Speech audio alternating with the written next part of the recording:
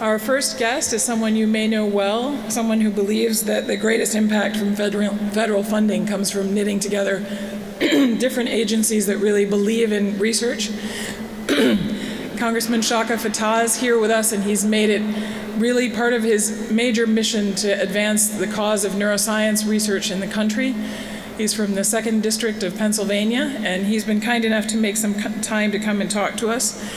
You may know that in November of 2011, President Obama signed into effect the Fattah Neuroscience Initiative, the first collaborative initiative to further neuroscience research in the country.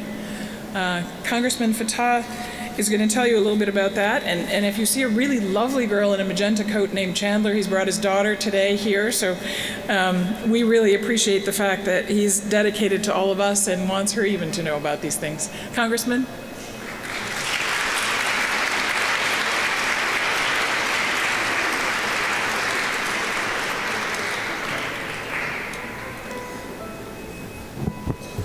The World Health Organization says that there are over 1 billion people worldwide suffering from neurological diseases and disorders. So as I come this morning, I want to first of all thank the American Brain Foundation. I want to thank all of you who traveled from near and far to be here and to focus in on what I believe is singularly an area in which the country and our world has the greatest opportunity to improve life chances and circumstances, and that we need to elevate neuroscience. That's really what my work is about. We have decided in my role as the lead appropriator for science-related funding that neuroscience is a superior among equals. And you can clap to that, yes. And for a number of years now, we have been pursuing a strategy, and I want to just spend a few minutes to talk about that. One is, the first thing is that we created a high-priority research effort at the federal level. It's embodied in the Intergovernmental Working Group.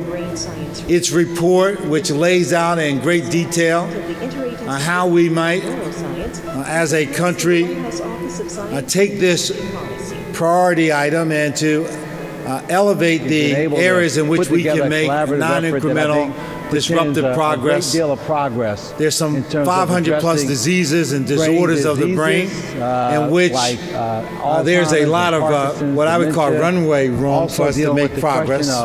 We haven't had the kind of breakthroughs that we want, even though hundreds of billions of neurons, and you'll hear a lot about this today, there are major advances, both electrical and chemical interactions are being made in this neuronal network. But there's so much more for us to do. So I put together some 20 plus agencies of the federal government. This interagency working group was co-chaired by the National Science Foundation and the National Institutes of Health, under the auspices of the White House Office of Science. Friends of Science. And what has been laid out now is a roadmap. Thank you for all what you're doing. And one of the big signposts along this highway that we're going to navigate is that we want to map the human brain. And the United States. And this is where the brain initiative that was announced by the president in the East Room comes in, along with a number of other efforts, and most particularly the Human Brain Project, which is the EU's effort. But there are a number of other efforts around the world, including the Israeli Brain Technology, the Australian Bionic Brain Initiative, and I could go through the list, but our work finds an intersection around this signpost with other nations who have come to terms with the fact that this very significant mystery of the human brain has to be at the very forefront of our scientific investigation, because in our own country, we have some 50 plus million Americans who are suffering from various illnesses. Taking Alzheimer's alone, we spent $213 billion last year on care for Alzheimer's patients. Well, we're spending less than $10 billion a year on all of our neuroscience-related research. We're spending well over $213 billion on care and treatment for one disease. But we have a host of diseases just in the dementia space, but we have a lot of other challenges ranging from traumatic brain injuries to mental health challenges that our country and the rest of the entire world has to come to grips with. So our work has moved from the creation of the Intergovernmental Working Group and its report and the implementation thereof to the internationalization of this collaboration. And it was announced at Research America that we're now working to have these efforts joined.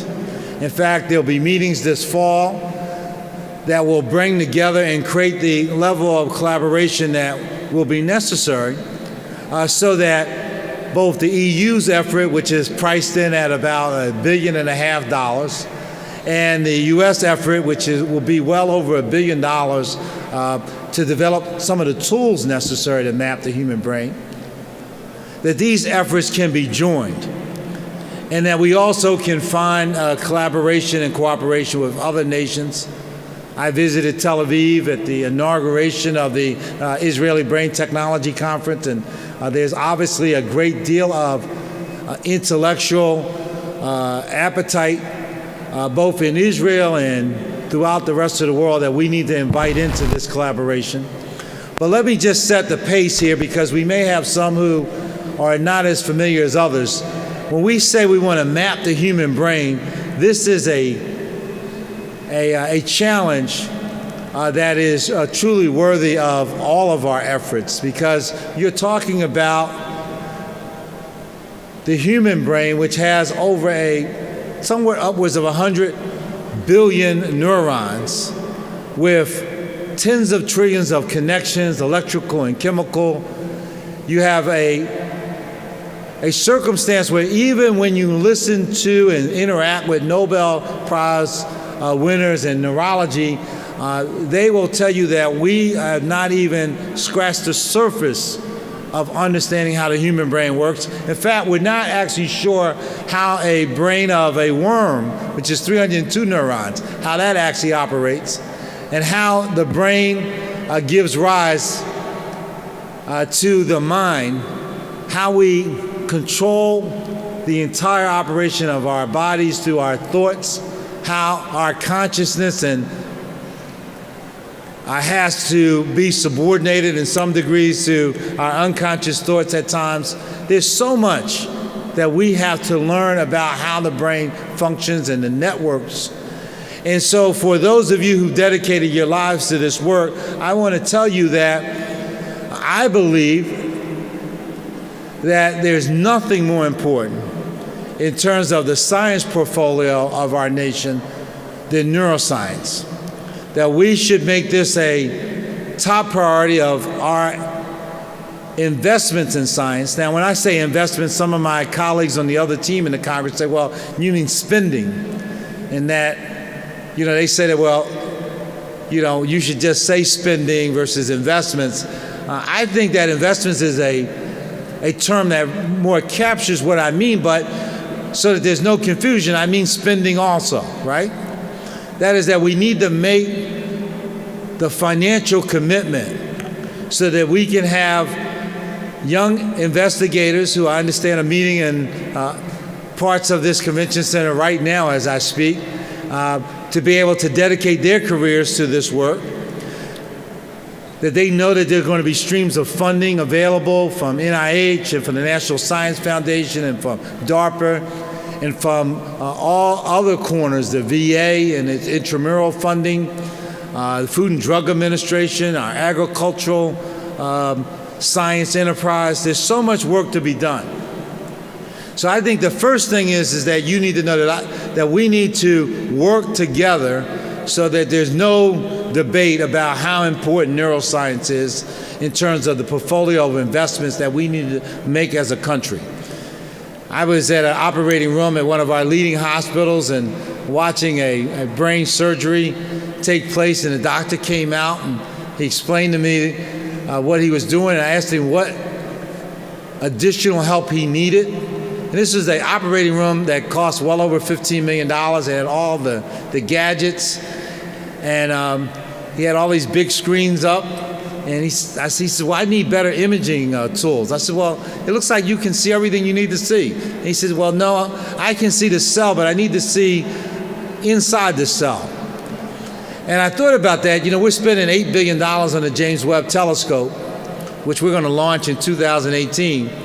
And I'm a big supporter of the James Webb Telescope. I think it's an important activity in terms of NASA and our space exploration program. But I think that if someone was operating on my brain, I would want them to be able to have whatever imaging tools they needed.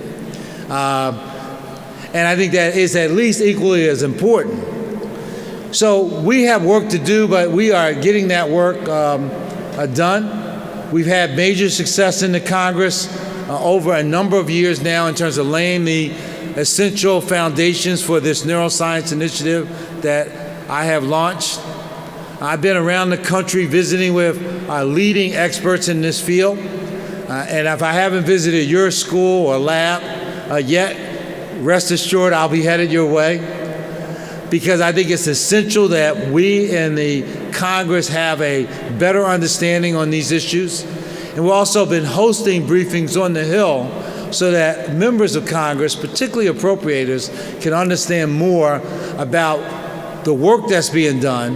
The fact that I'm convinced, and we want to convince others in the Congress, that we're at a tipping point, and that if we make these investments, it will pay dividends for each of us in our families, in our communities, and for our country, and for the entire world.